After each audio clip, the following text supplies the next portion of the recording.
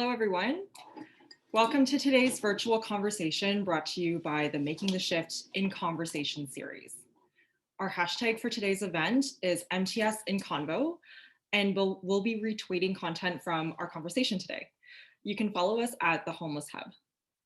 This is a listen-only webinar, so if you have questions for our panelists, please type them into the question box in the control panel on your screen. We'll be hosting a Q&A in the second half of the webinar. We also have enabled closed captioning, which you will also see in the control panel on your screen. You can follow along with live notes if you click on Custom Live Streaming Service at the top left corner of your screen. If you experience any technical issues, send us a message through the questions box. And we'll be recording today's webinar, and you'll receive a follow-up email with the link. Making the Shift is a youth homelessness social innovation lab that funds, conducts, prototypes, and mobilizes cutting-edge research to prevent and end youth homelessness in Canada. What we are building is an evidence base to shift the way we address the problem from a reactive crisis response to youth homelessness towards prevention. And before we open our talk today, we would like to level set with our audience on what is meant by youth homelessness and how we can prevent and end youth homelessness in Canada. Youth homelessness refers to the situation and experiences of young people between the ages of 13 and 24 who are living independently of parents and or caregivers, but do not have the means or ability to acquire a stable, safe, or consistent residence. What we mean by prevention is two things. First, it means shifting from simply managing the crisis of homelessness to working upstream to prevent homelessness by, for example, focusing more on keeping families intact. Second, it means helping those who are currently homeless or at imminent risk find their way back into stable housing with necessary supports to enable them to maintain and sustain their housing, participate in school, and foster health and wellness. If we focus on preventing a situation of homelessness occurring early in a young person's life, we're more likely to reduce the number of chronic homeless persons in Canada. So ending youth homelessness prevents chronic adult homelessness. Who is responsible for youth homelessness prevention? Service providers in the homeless serving sector alone cannot do it. It is a collective effort that requires communities and orders of government working together, along with researchers, funders, people with lived experience of youth homelessness, Indigenous leadership, and other allies such as schools and legal and justice bodies. A goal of our In Conversation series is to foster dialogue among the key players who have a role to play in preventing and ending youth homelessness and our audience joining us here today. The work of Making the Shift is based on the roadmap for the prevention of youth homelessness. The roadmap provides a clear definition of youth homelessness prevention, a prevention typology, and a common language for policy and practice. And you can read the roadmap via the link in the chat. Our topic today is critical to the structural prevention piece of the roadmap, which means examining the broad social, economic, and political drivers of youth homelessness within society's structures and institutions. We will examine how youth who identify as Indigenous, racialized, LGBTQ2S+, or at these intersections are particularly vulnerable to significant systemic and cultural barriers, resulting in a disproportionate risk of becoming homeless. Our guests today will discuss preventative interventions and practices that work towards more inclusionary outcomes for youth at risk or who experience homelessness. And before we begin, it is our custom in Canadian universities to acknowledge the land on which we work, study, and live. Since this meeting is being held online, a singular land acknowledgement does not capture the richness of our distribution across many locations in Canada and around the world. There are a few places on Earth that someone before us has not called home. As Making the Shift is hosted at York University in Toronto, we would like to share the land acknowledgement that is used at York University, and we invite all guests who are joining us today to consider their position with regard to the land where they find themselves. Making the Shift acknowledges its presence on the traditional territory of many Indigenous nations. The area known as Tekaronto has been caretaken by the Anishinaabeg Nation, the Haudenosaunee Confederacy, and the Huron-Wendat. It is now home to many First Nation, Inuit, and Métis communities. We acknowledge the current treaty holders, the Mississaugas of the Credit First Nation. This territory is subject of the Dish with One Spoon Wampum Belt Covenant, an agreement to peaceably share and care for the Great Lakes region. We also want to acknowledge Transgender Awareness Week in Canada, which is observed November 13 to 19 and leads up to Transgender Day of Remembrance on November 20th, a day to memorialize victims of transphobic violence. Transgender Awareness Week is a week to elevate the stories and experiences of transgender people and advance advocacy around the issues of discrimination and violence that affect the transgender community. We encourage everyone to take some time to learn, reflect, and engage in meaningful conversation as we stand in solidarity with the transgender community.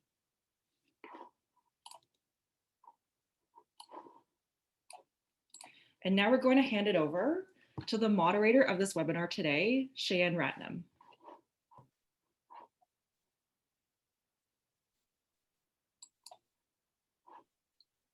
Hello, everybody, and thank you so much to MTS for asking me to moderate this very important panel. Just a brief little introduction on myself. My name is Cheyenne Ratnam. My pronouns are she and her, and I am a settler virtually joining you today from Treaty 13 to Toronto. And, you know, in my day-to-day life as a professional, I am the co-founder and CEO of the Ontario Children's Advancement Coalition.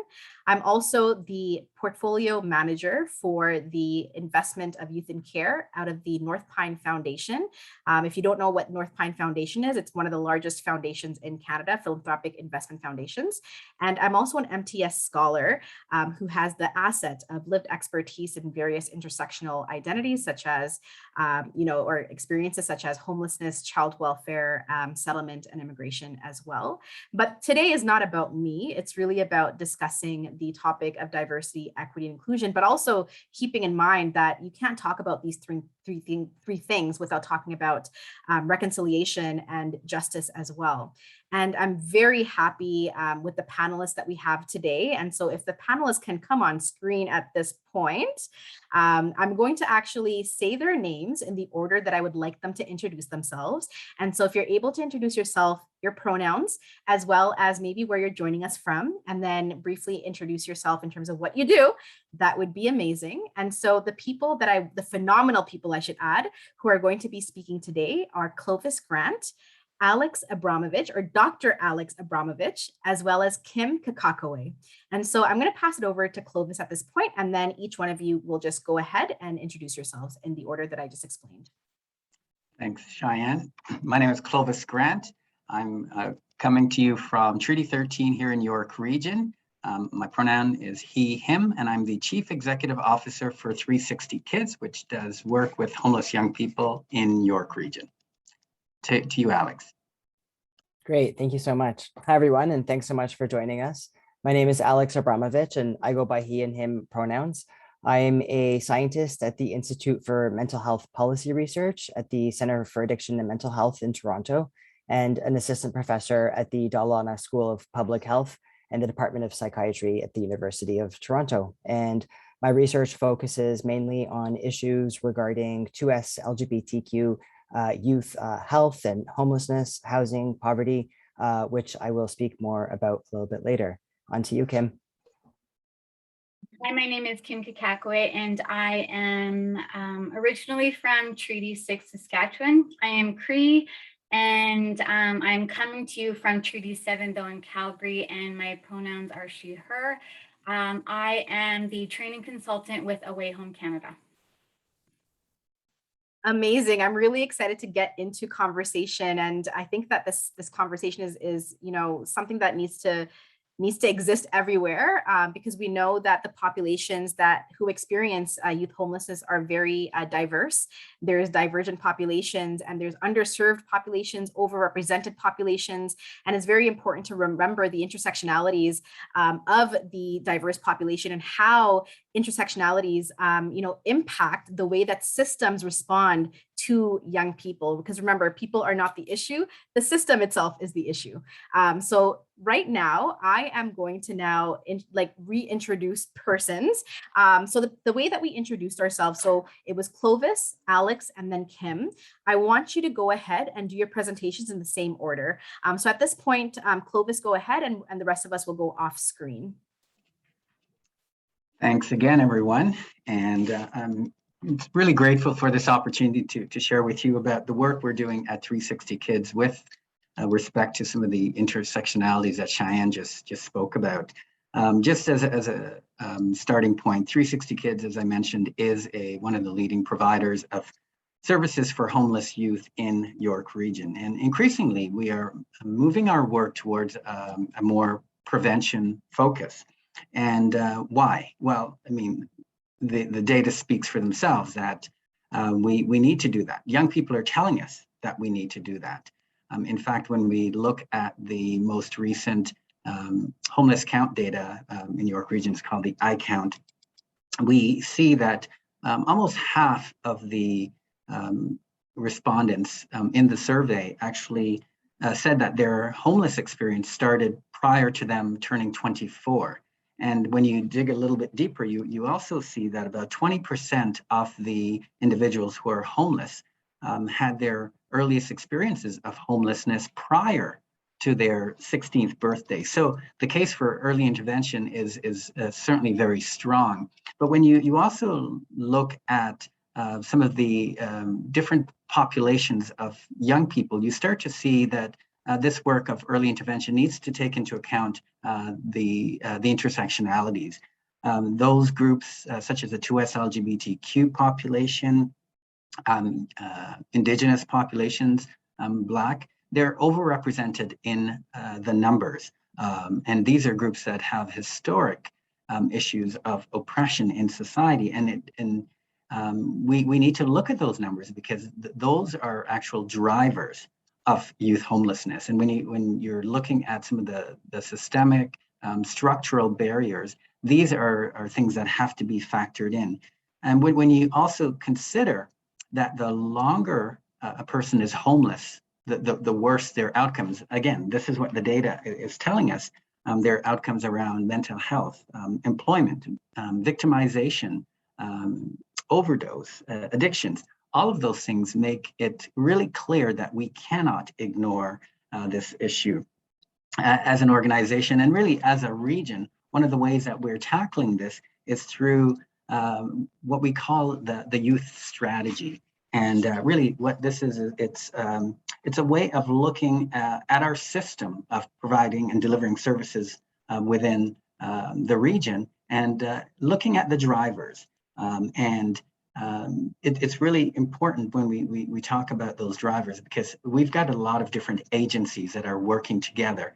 And so really one of the important goals that we have is to create a more integrated or streamlined services because we want to interrupt the pipeline and do more work upstream to really reduce the numbers of young people who are coming into homelessness. And the second goal there is we recognize that sometimes young people do become homeless. And so how do we shorten that experience? And really that's what we're aiming to do with this strategy.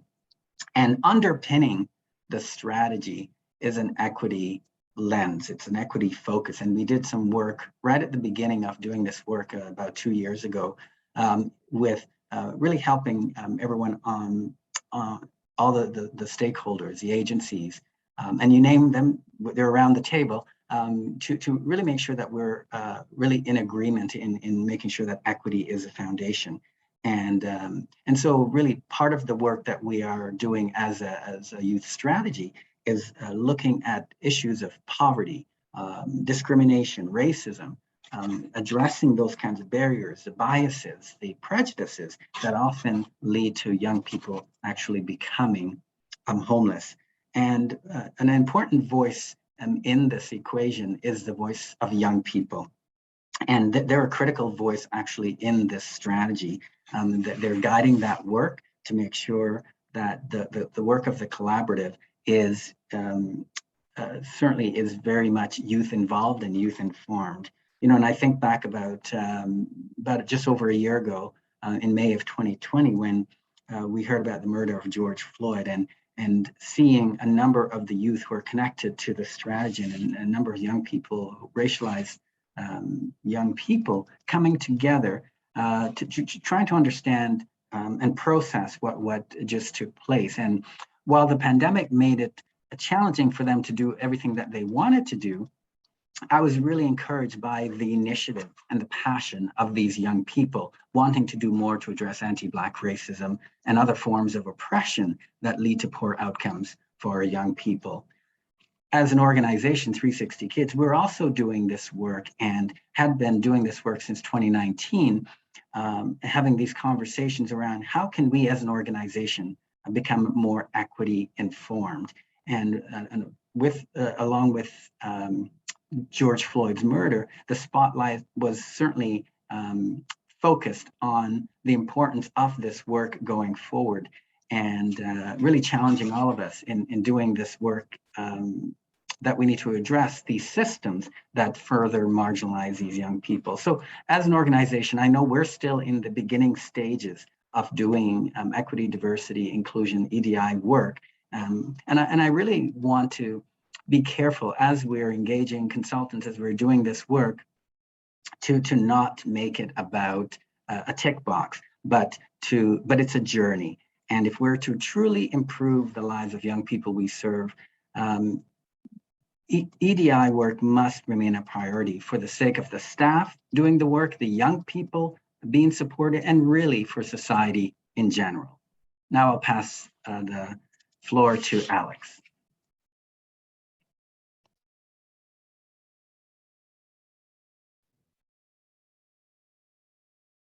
Thank you. Okay, so I have put together a short PowerPoint, and what I'm going to be doing during my time here with you is I'm going to provide a high-level overview of 2S LGBTQ plus youth homelessness, just to provide an understanding why it's so important that we prioritize this particular population when we talk about prevention and ending homelessness. And then I'm going to highlight an intervention that successfully meets the needs of 2S LGBTQ youth. Next slide, please. So we know that there are approximately 40,000 young people experiencing homelessness across Canada, and up to 7,000 young people experiencing homelessness on any given night across the country. 25 to 40% of youth experiencing homelessness identify as 2S LGBTQ. So we know that queer and trans youth are disproportionately represented among the homeless youth population. Identity-based family conflict resulting from a young person coming out as 2S LGBTQ is really the most frequently cited reason that queer and trans youth experience homelessness. There are other factors, of course, which include often exiting public systems such as child welfare and the juvenile justice system into homelessness, unstable and insufficient employment, racism, and poverty. We also know that some 2S LGBTQ young people are more likely to experience homelessness and poverty compared to others. So for example, Indigenous and racialized queer and trans individuals experience homelessness at disproportionate rates. 2S LGBTQ youth tend to become homeless at younger ages and experience homelessness for longer episodes compared to cisgender and heterosexual youth, leading to many serious issues, including depression, anxiety, and suicidality, also making it difficult to exit homelessness. And youth who leave home earlier have been found to experience more difficulties in the long run, and as well as multiple episodes of homelessness. Next slide, please. So one of the biggest issues that 2S LGBTQ youth face in shelters, in housing programs, and really in institutional settings, I would say across the board, are issues that have to do with safety. And this is particularly true for racialized transgender youth who navigate systems with multiple marginalized identities.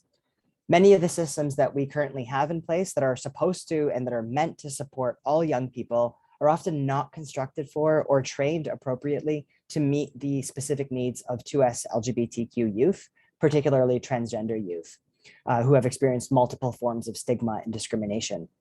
Not being able to access 2S LGBTQ inclusive and affirming care is really a major barrier for many.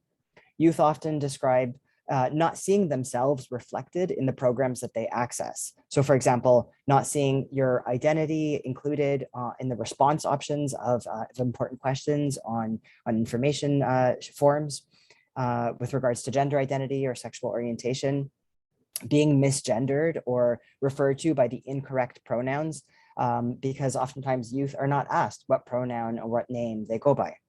Not being able to access a washroom when you access a service, because services may not have all gender washrooms. And for many of these reasons, 2S LGBTQ youth end up actually avoiding services altogether. And that is why 2S LGBTQ youth experience such high rates of hidden homelessness, including couch surfing and sleeping in public spaces.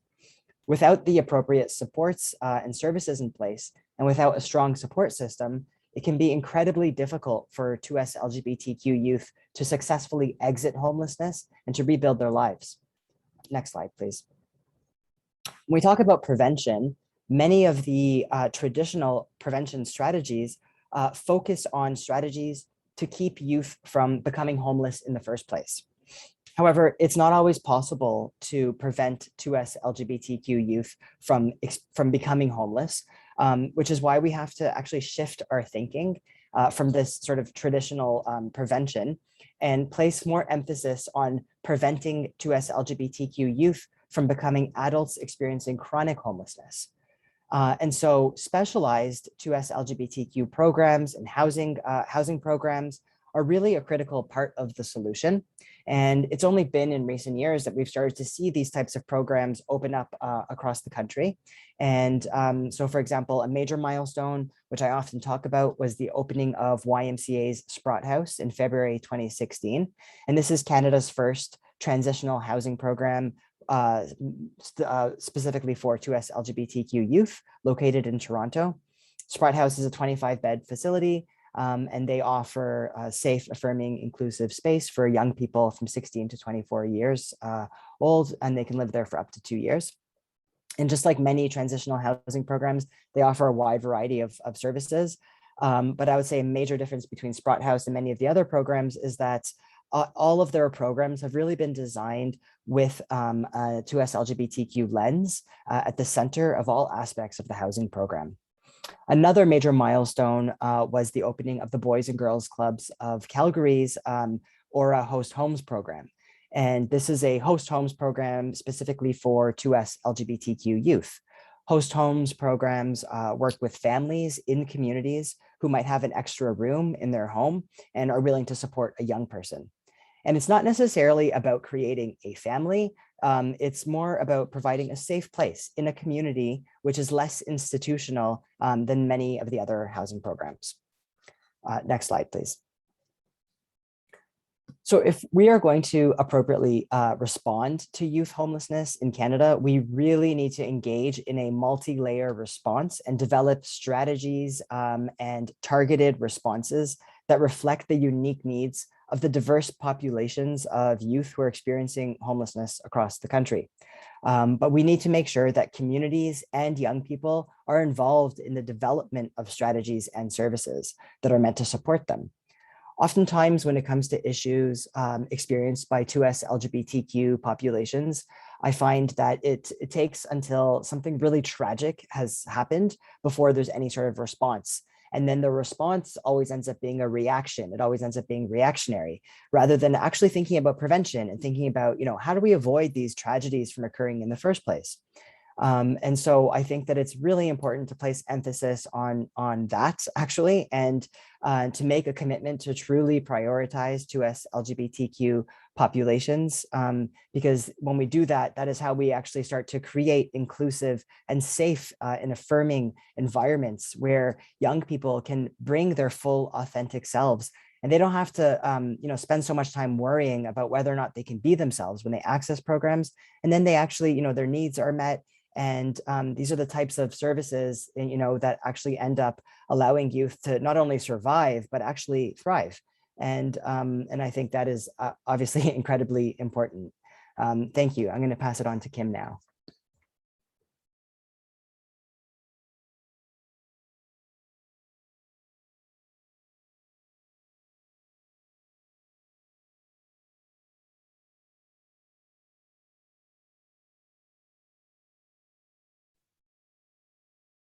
Today, I want to focus on the circle of courage. So this is the Andayang case management model, and Andayang is a housing first Indigenous led program for youth out of the Hamilton Regional Indian Center.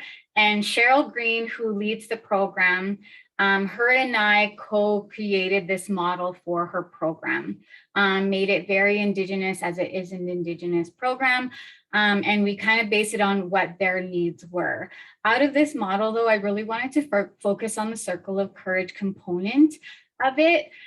Circle of Courage was created by Dr. Martin Brokenleg from South Dakota, and his whole purpose in it was kind of figuring out a strength-based model to focus on the growing needs for young people and for children. With this, though, he kind of broke down the 4 key components of the circle of courage. So that's the spirit of belonging, spirit of mastery, spirit of independence, and of generosity.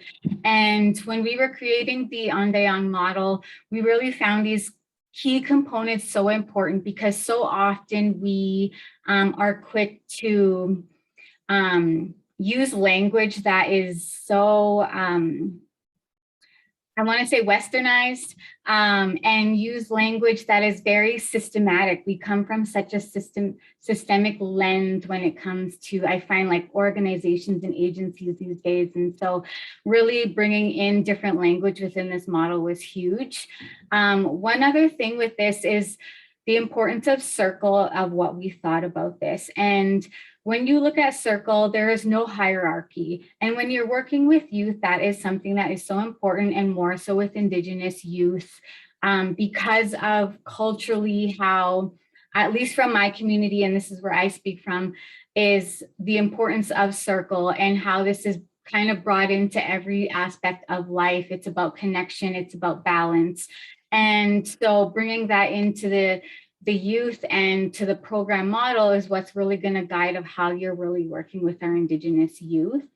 So many so many different organizations are based off of the systems and structures and checklists. And when you're looking at intake, you're not, we're just kind of going through the process really quick. There's always a formula how to go through it. But when you're working with Indigenous youth, the ultimate thing is working on connection and that relationship with the young person. And so with the circle of courage, I feel like it really slows things down and pulls away from that systemic model that is so ingrained, I feel, within our society. The other thing is, how is it that we get out of this systemic lens and start looking at it through that more humanistic lens? How do we prioritize the connection and the relationships with our young people? And how is it that we help our young people to connect within their spirit and to gain that, just that empowerment within themselves? In going through the circle of courage, when you're looking at the spirit of belonging, one thing we really focused on was the relationships. How are we forming those relationships? How are we creating those moments to belong for our young people? What do your intake forms look like? What does your program space look like? What is the relationship with the worker look like?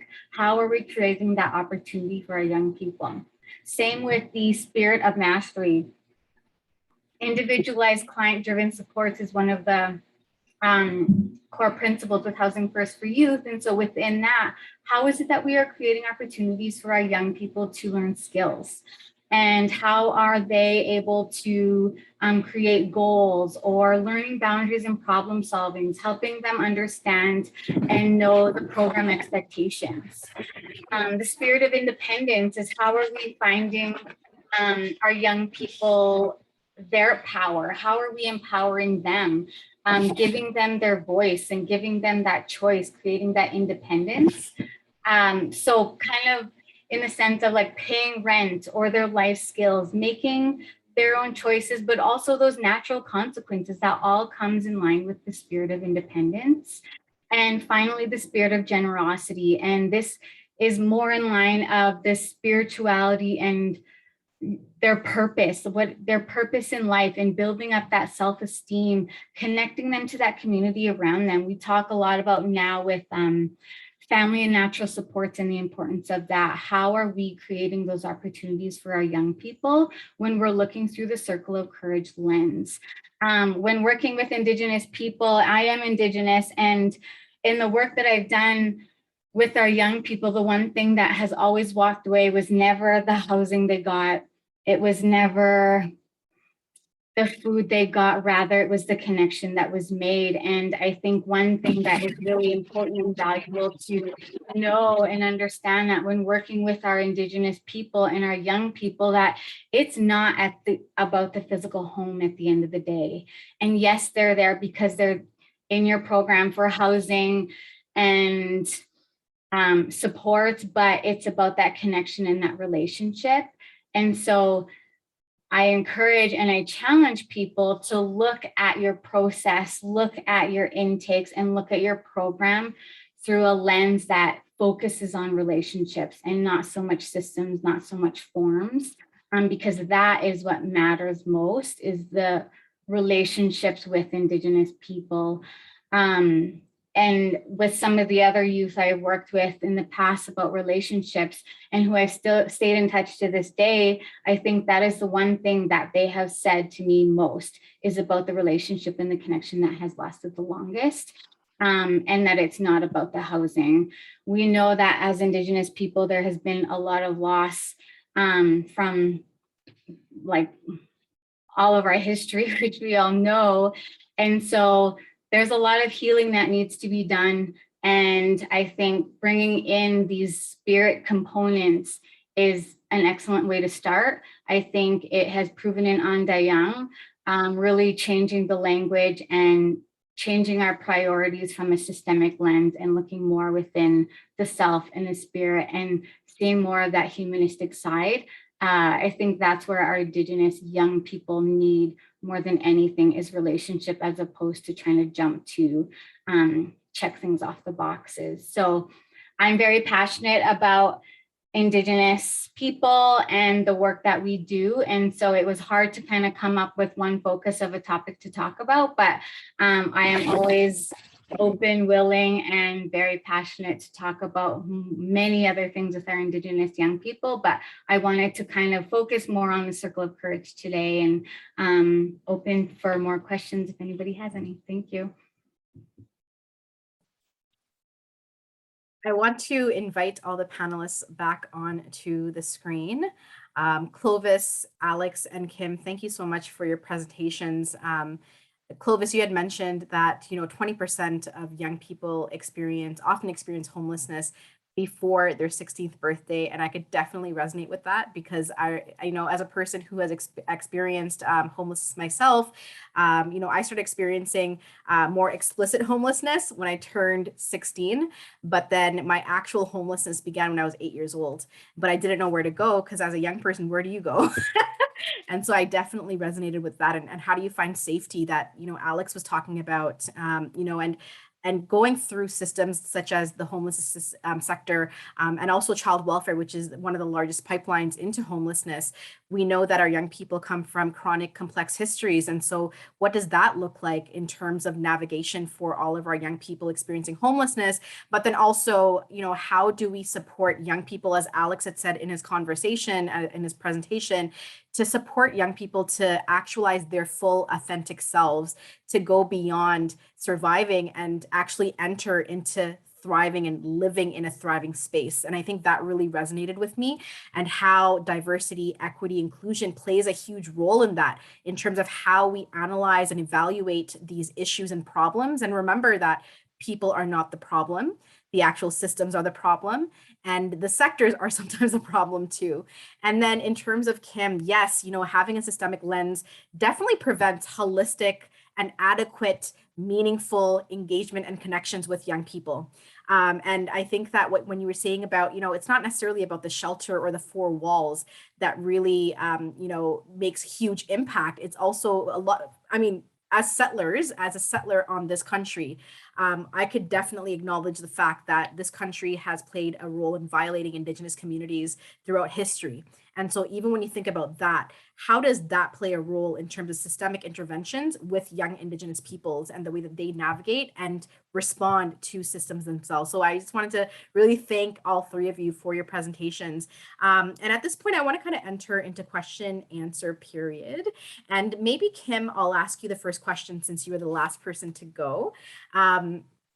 And it goes back to the idea of engaging with Indigenous communities and the programs that we have, et cetera. And so my question to you, based on your presentation, is, many programs, especially in urban areas, are delivered by settler organizations across the nation.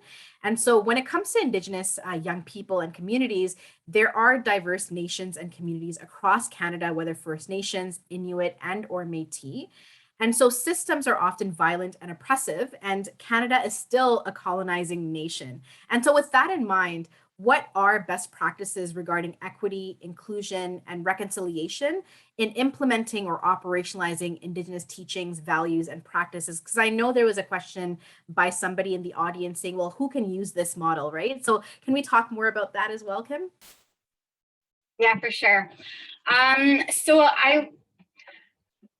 The one thing I would say, as far as like the first and most important best practice that I can say for anybody who is not Indigenous, is to be doing your own self-reflection and to really look at what your own biases are, what are your own stereotypes are, what are your own truths of yourself with Indigenous people, especially as you live on this land.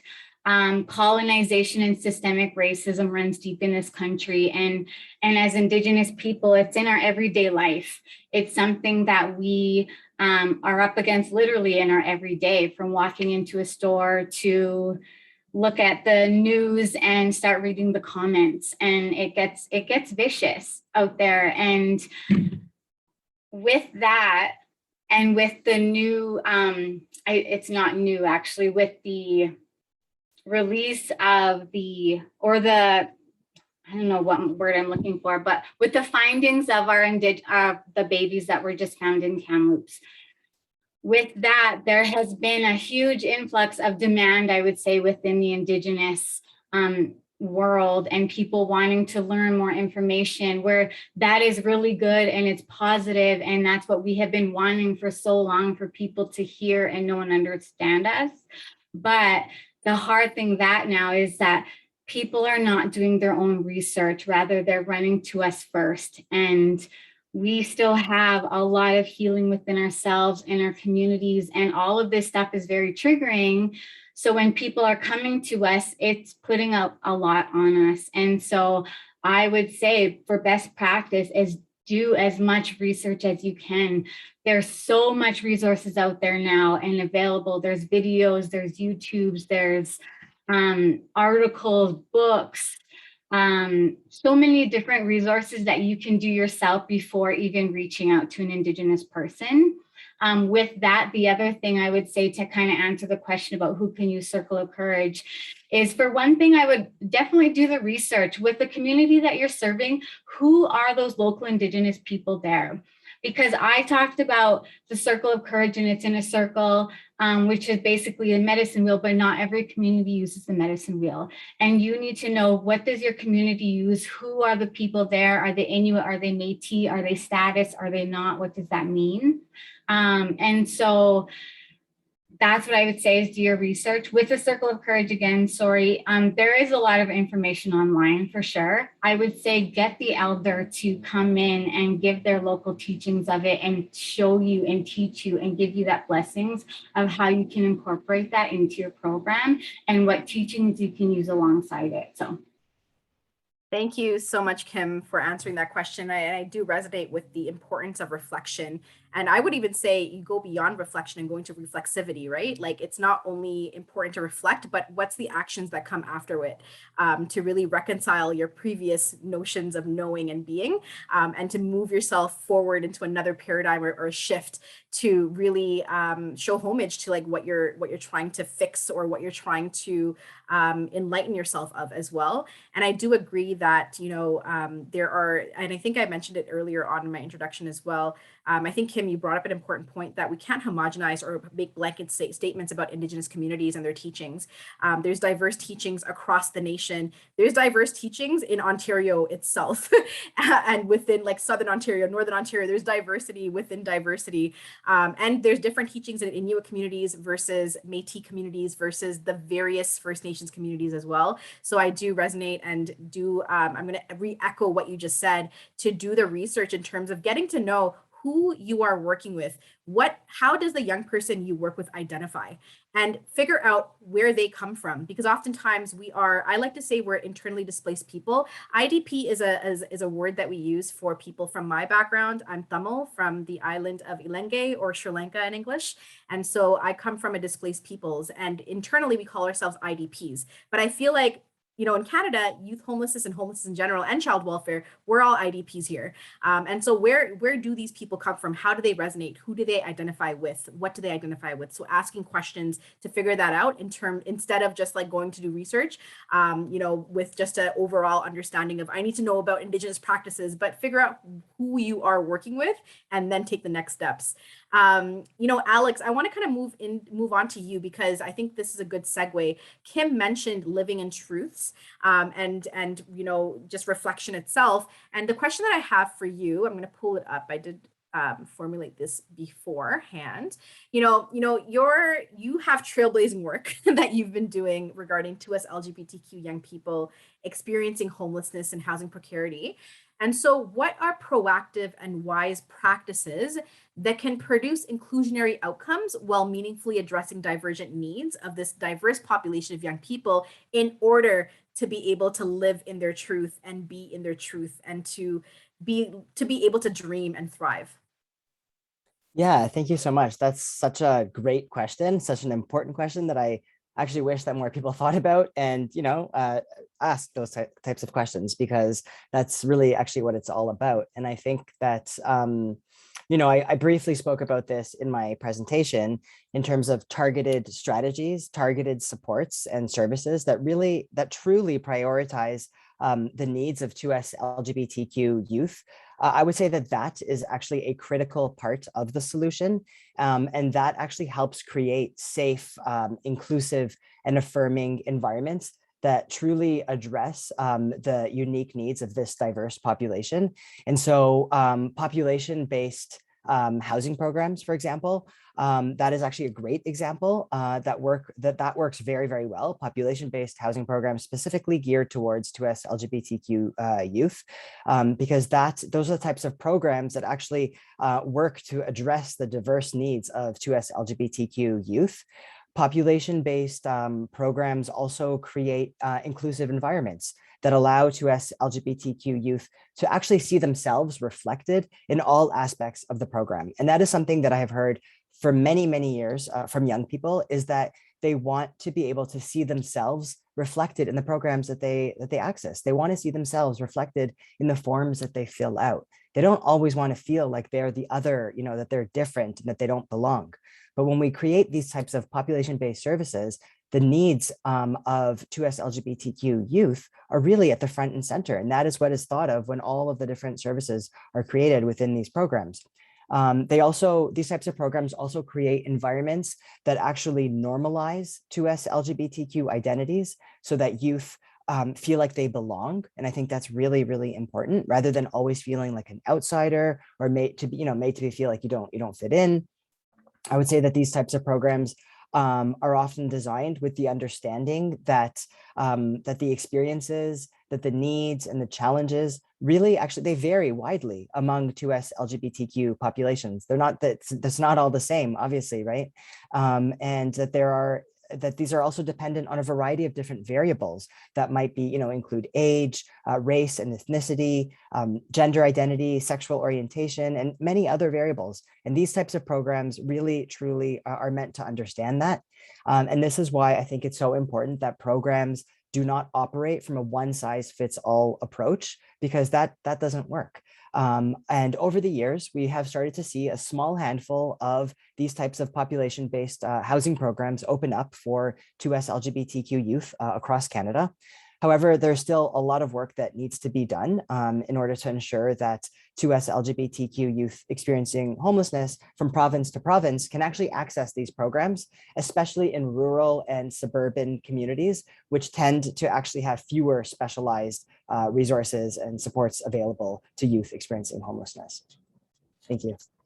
Thank you so much, Alex. And yeah, what you said resonated with me as well in terms of really having programs and even intake processes reflect the people that you're working with.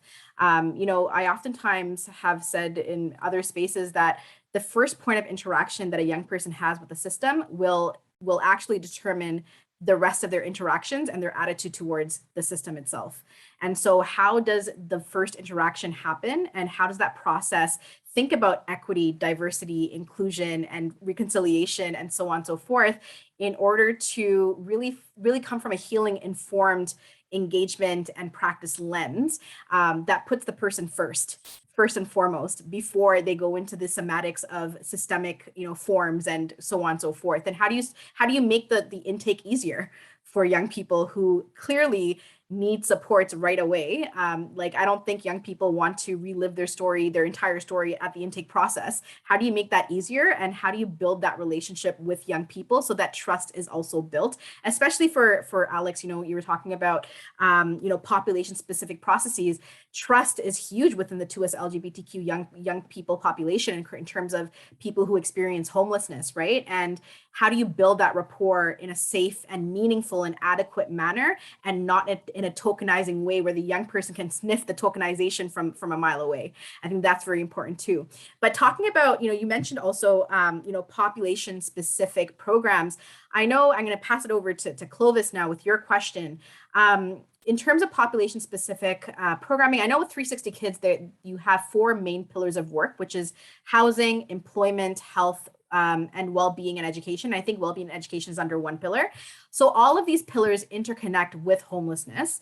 And so when it comes to young people who are on the homelessness spectrum, who have multiple interconnected identities, but also diverse and complex and trauma histories, what are best practices that 360 Kids utilizes in order to meaningfully engage and support with young people who engage with your organization and programs? You have a way of asking questions. Pretty deep one as well. And not to sound like a broken record, but so much of what Kim and Alex have shared resonate to me in responding to this question. And I'll state from the outset that this is a journey that we're on. I struggle with the best practices because we're on a journey like many others. And as a mainstream organization, it is a challenge because those young people come needing supports, and they have all of these intersections. And our job has been in the past and still ongoing is to try to address those needs on an individual basis. We are mainstream, so we tend to cater to all groups and respond through amazing partnerships we have in the community. So that is one way that we address the intersections of young people, is through those partnerships. Where I think we can grow, and I think many organizations may be in this space too, is understanding the why. Sometimes we do the referral, but really not not understand some of the whys. And this is where the training comes in. And we have started doing some of that deeper training, starting with being trauma-informed, doing that trauma-informed work so that we understand in a deeper way what, how those intersections, how their histories of trauma impact on those young people, so that we actually are more appropriate with those referrals. I think conversations also around the history in Canada. Sometimes people aren't aware of some of those histories. We're becoming more aware over the last number of years, but understanding, for people to understand how that history plays a role in where people are at, the young people are at who are coming to us. And also moving beyond just a colorblind approach. You know, if we talk about racism, and while we may pride ourselves on saying we cater to everybody and we don't see color, the people who use our services experience those oppressions. And so we can't just operate as if that doesn't exist. And so really, as Kim and both Alex have shared, the importance of that self-reflection and the importance of recognizing the challenges that individuals bring and when they come for services. And one thing that I will end with in terms of what has been really successful is over the past few months, we were able to hire some young people to actually do some outreach work for us. And the amazing energy that they bring, the amazing insights that they bring in helping us to start developing some projects that are catering and really addressing some of those intersections that we see. And so echoing again what Alex had shared about the voices of the people with the lived experience, we're seeing that firsthand, how important that is, and we need to continue to do that work.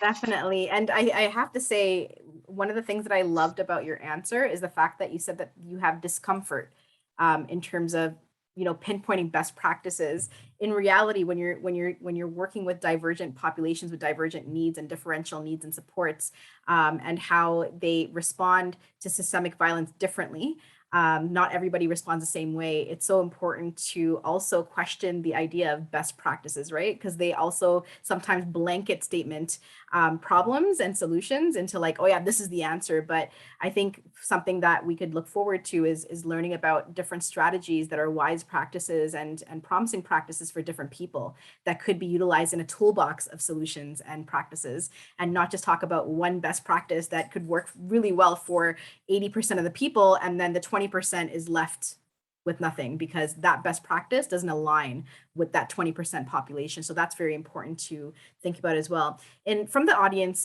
there was a question about funding, and I think I'm going to kind of restate the question and kind of expand on it. And so this question is about funding for all of you. So I'm going to open it up. So oftentimes, you know, the focus is on organizations and charities doing the work on the ground. However, a big elephant in the room, and usually deemed invisible to people looking from the outside looking in, is the funding world, and how funders impact the way in which healing, informed, and meaningful impacts related to justice, equity, diversity, and inclusion happen for the populations that you are working with, the diverse populations.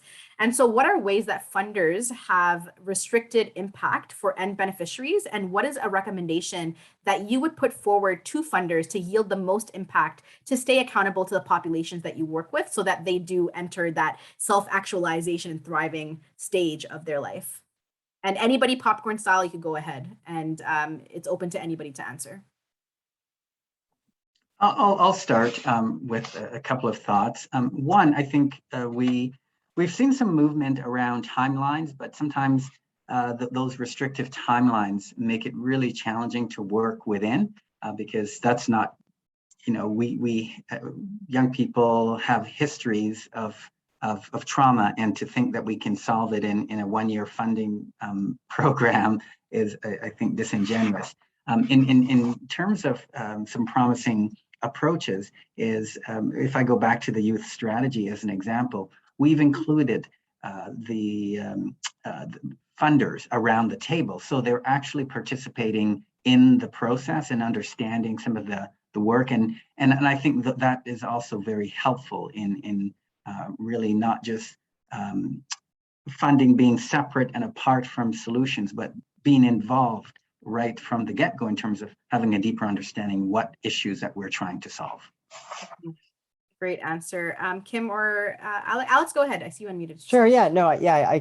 I will have a different way of answering this question as somebody who works in research. So I have a different perspective. But I would say from my perspective, it has taken many years to convince key decision makers and funders to allocate funds to actually open programs that prioritize 2S LGBTQ youth in a meaningful way.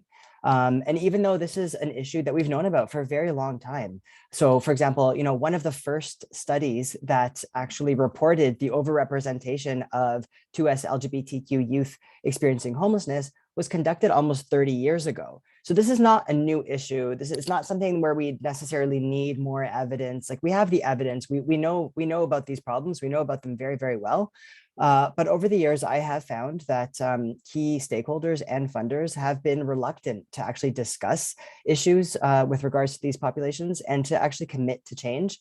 I have also found that, unfortunately, they don't necessarily have 2S LGBTQ plus issues on their radar. And so, I've been involved in many difficult conversations, ongoing conversations that have to do with funding, and it certainly hasn't been an easy path to travel. And I think that, what I would say is that we do need to make sure that that communities and that young people who are impacted most by these issues, that they are actually involved in the development of these discussions, of these strategies, of these programs, of these projects, because these are meant to support them. And so I think it is incredibly important that they are involved in these conversations. Thank you so much, Alex. Kim, go ahead. I see you unmuted yourself. I think in regards to Indigenous specific, one thing that I'm seeing as a barrier within funders is the heavy focus on outcomes, which, yes, it's important, but I think we need to be putting more emphasis on the beginning of the process of it, because so many times I feel like there's like a bunch of money that's thrown into one program, and it's like this rush to try and get all of these things done when you're missing the process and the quality and the relationships and those long standing outcomes of what you want, as opposed to just write this report and we're going to program a new whatever for next season kind of thing. And so really putting emphasis, I would say, on the beginning and the process and allowing for that time, as well as the coaching in that, because we know funding typically ends at some point in time, whether it's 1 year or 4 years. But is there coaching and kind of a plan in place to become self-sufficient within that time? And are we budgeting for that as well? Because then so many times we can see a good initiative happen, but because of lack of funding and lack of that process to be working on being self-sufficient from the start can really be damaging in the sense of, program's done, it has to close, but it was good work being done. So really emphasize on the process, I guess. Thank you so much, Kim. And yes, I agree. Like, change starts the minute that you even think about a problem that you need to solve. And at that point, you need to think about who you need to involve in that process before you even go to the budgets, because the budget needs to be informed by the young people themselves as well. And that's something that everybody misses out on a lot of the times in the system. And also incorporating proper funding amounts in the budget to pay young people for their expertise and not just their perspectives, because you're essentially consulting with them. They're consultants, so pay them like consultants, give them a living wage, and we're good to go. So the next question from the audience, it's actually directed at Alex and Kim. However, I'm going to open it up to Clovis as well. It's really talking about rural communities. So this is from a person who has conducted research on homelessness in rural communities. And so they're looking for strategies that could be useful in those communities in terms of for both service providers, but also community members. And we know with the homeless population, but also with systemic violence, such as poverty, which is a violent system in itself, there's a lot of 2S LGBTQ, Indigenous, and Black individuals who are then fed into the pipeline to enter the homelessness pipeline as well. And so the question, I'm just going to expand it a little bit. So are you aware, and this goes for everybody, are you aware of any strategies or initiatives that have shown success in ameliorating stigma against 2S LGBTQ plus, Indigenous, or Black individuals? As we know, they could all be interconnected. And so that's the question that they're asking in that rural community context. And we know that even when we look at, beyond rural communities, even when we look at hub cities such as Thunder Bay, there's a lot of racism against Indigenous peoples and Black peoples and the divergent populations that come with. So what are some of those strategies that you would kind of put forward for this individual who's asking this question? And I'll open it up and anybody can answer.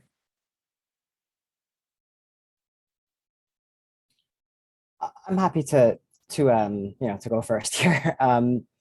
Yeah, thank you for that question. I think that something that I have heard from service providers in rural and remote communities, and also from young people actually in these communities, with specifically 2S LGBTQ young people and services that want to actually provide support, is that oftentimes those types of specialized programming are not available in many rural communities. And that's a really big issue, especially, for the young trans person who is experiencing homelessness, doesn't have anywhere to go, wants to medically transition, but there is no support available. And then, the support service wants to provide support. So I think that that's what the question is sort of getting at. And I do understand that it is an ongoing struggle because of the lack of those specialized services. But I think something that has been happening really well is that there is that kind of like shift to virtual care, especially that we've seen throughout the pandemic, which I think has a lot of pros and cons, but I think that something that at CAMH is we have a platform called Echo Mental Health. And so this is a virtual platform that allows, this is specifically, I'm thinking about one that was specifically for medical practitioners that were working with transgender individuals in rural communities and didn't have that specialized support to turn to. Well, they had this monthly or I don't know, every 2 weeks, I'm not sure how often, but they would connect with physicians across the country, and they were able to actually really support one another and get their questions answered with regards to prescribing hormones or whatever the questions were about. And I think that there are a lot of really great sort of like virtual platforms right now that provide that type of support.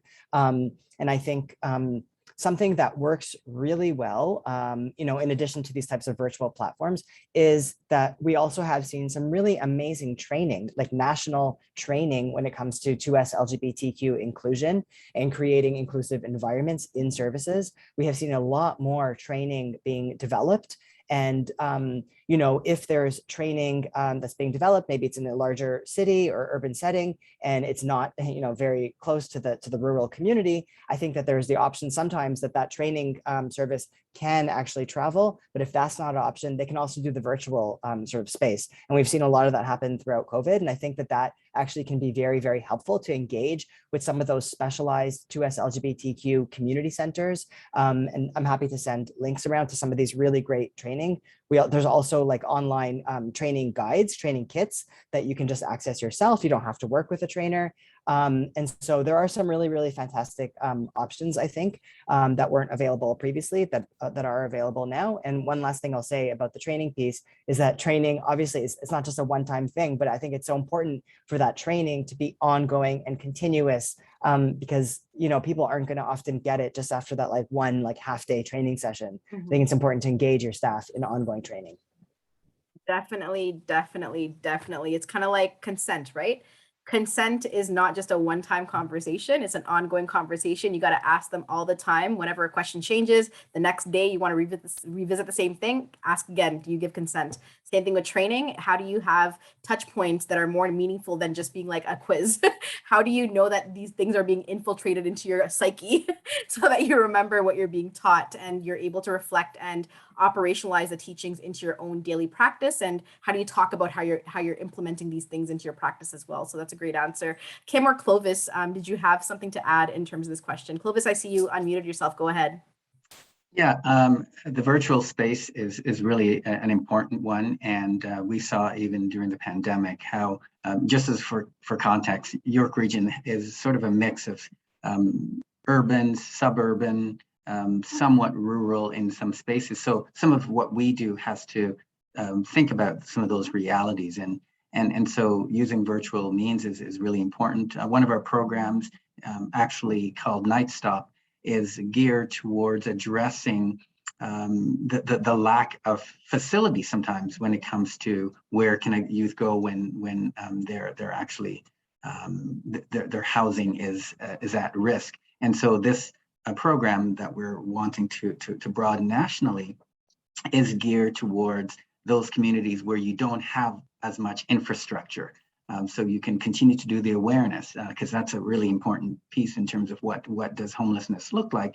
But when you need that space, using, and just quickly, what Night Stop is using spare bedrooms that individuals have in the community to provide some training to those hosts, and support young people in home as opposed to in an institution, in a shelter. And so you keep young people away from the shelters. And what you can do as well, one of the things that we're looking to do is provide those kinds of supports to young people based on their identity, their intersections, and finding 2S LGBTQ facilities, people who are of that same background, could be racialized communities as well, to provide some of those housing. So those are some of the things that we are exploring as well.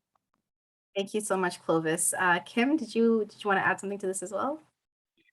Yeah, I struggle with this because I see the big gap that there is in these rural communities, and that there isn't enough initiatives and strategies out there that are geared specific to those more rural communities. And again, I think more specific to Indigenous, and I look at the communities even surrounding Calgary and the lack of supports and resources that are there in regards to housing. And you look at the bigger picture in Canada and the lack of water and no clean water. Like these are so easy to say off the tip of our tongue, but when you think about the reality of it and where we are living, like it just doesn't make sense at all. And so I struggle with that in that sense. But one thing I will say, as far as like a positive thing that is coming up, is there is a new Indigenous assessment, I guess. Don't love that word assessment, but we'll say that for now, that is being created, that is going to help the Indigenous individuals who are within the homeless sector in asking the right questions. And the beautiful thing about this new initiative is that it's all Indigenous led. And so it's Indigenous led, Indigenous voices, lived experience, elders, all of it. And so that's something that is in the works right now. And so that is a good initiative that could be used across the board, whether urban or rural. So thank you so much, Kim. And we have a couple of minutes left, less than what I could count on my hand, I should say. And so what I wanted to do is just flip it back over to our phenomenal panelists, and kind of just envision yourself going from the ground floor to the 5th floor of a building. So you're in an elevator. What is a takeaway that you would like the audience to take away from you in terms of the specific divergent populations that you're working with and that you're very passionate about? So remember, you're going from ground floor to the 5th floor. Imagine how long that's going to take, and give your little pitch in terms of your final takeaway for the audience. Then I'll wrap things up here. So Alex, do you want to go first this time? And then we'll have Kim and then Clovis. Okay, sure. Okay, so I feel like in my little presentation, I know that I tend to speak about a lot of the negative and a lot of the challenges, and it's never really very positive, my presentations necessarily.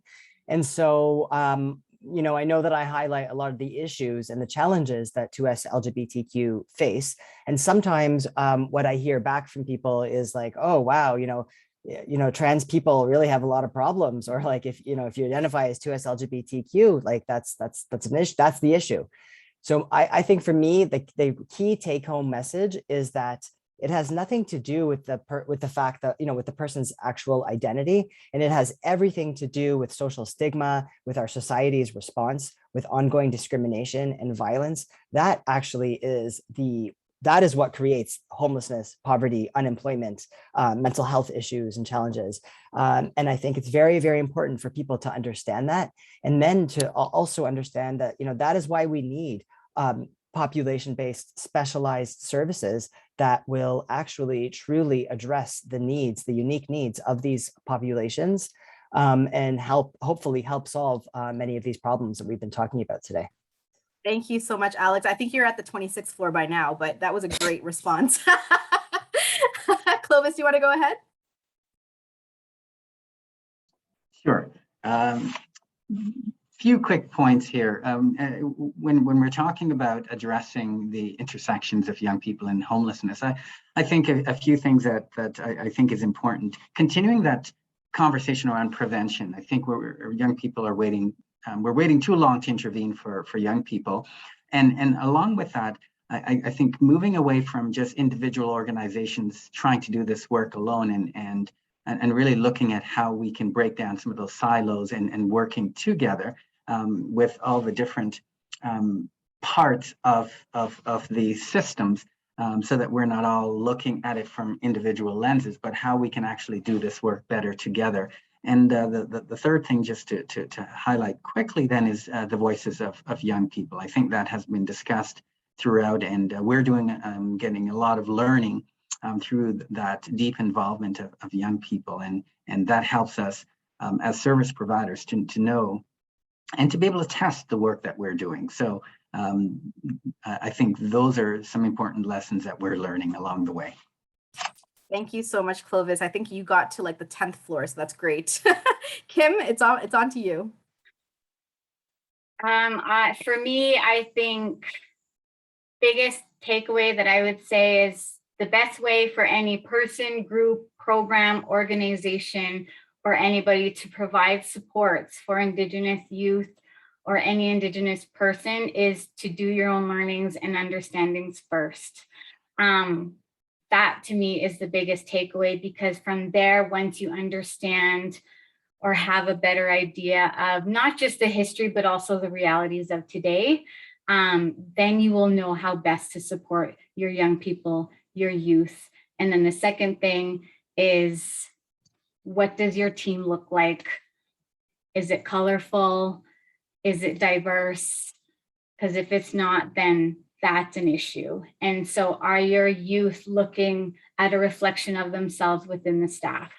That's my other thing. And then from there, again, looking at your practices, like Circle of Courage and those kind of things that you do. So thank you so much, everybody. I'm going to actually pass it back over to making the shift to April, but I want to thank Clovis Grant, Dr. Alex Abramovich, as well as Kim Kakakaway, for letting me share the space with you. You are all phenomenal, and thank you so much for this great conversation. April, over to you. And thank you so much to you, Cheyenne, and to all of our panelists today. This was such an amazing conversation. I know I learned so much personally, and I know the audience really enjoyed this as well. We really appreciate your time, and we know there's also never enough time to actually address all of the thoughtful questions that are asked by our audience as well. However, we will be emailing participants with some responses that our panelists will have for you via email, and we will include these responses in our recap blog post on today's session in the coming weeks. So again, we're so grateful that everyone could join us for today. We'll be sending the recording to everyone who registered. We'll share it on our social media. And I think that's it. And so if anyone has feedback on our event, we'd love to hear from you in our post-event survey that we're just putting into the chat. And if anyone would like to learn more about Making the Shift, you can visit our website at makingtheshiftinc.ca or subscribe to our newsletter. And we're also going to put that link in the chat.